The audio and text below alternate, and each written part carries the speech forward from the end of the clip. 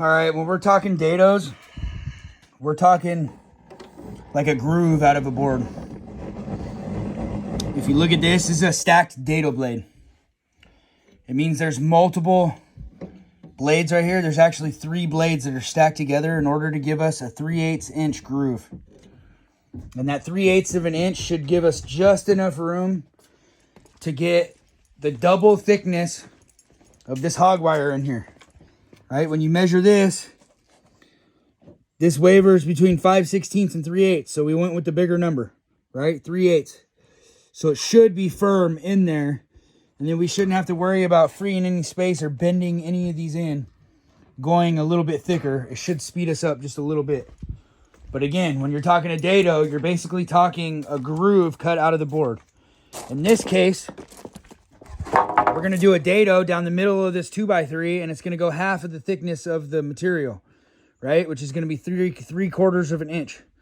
And we want that smack dab in the middle, all right? And that's going to hold our hog railing. And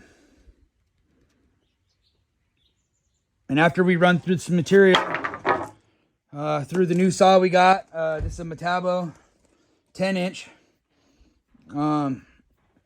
We'll let you know how smooth this thing cuts. It should be pretty smooth. So we're going to finish getting set up here. And like I said, this is how we're ending out our day. But I do like so far that all this stuff, like we were using an old beater DeWalt, right? That's like been through the ringer. So this one, you know, all the components work. You could work your lever here.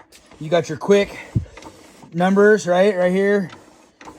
All in all, I think this new table saw is going to go ahead and add to our efficiency, I think, to be honest with you.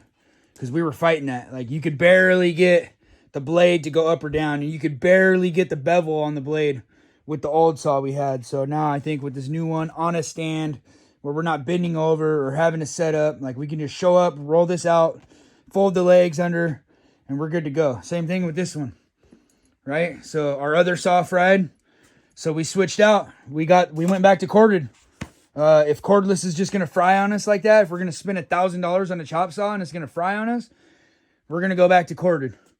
And I was serious. I started switching brands, right? Because if you're going to sell me a saw for $1,000 and it's garbage, it sucks because I did like the DeWalt saw. Like, it cut nice.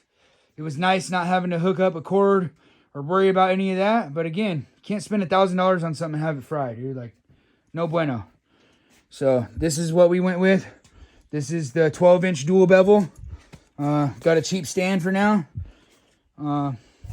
Less bending over, right? Start hooking up the rollers and try to be a little bit more efficient. Upgrading our tools while we're taking losses, right? So that's where we're at. That's what we're doing. Dadoing out 2x3 clear cedar for our hog rail.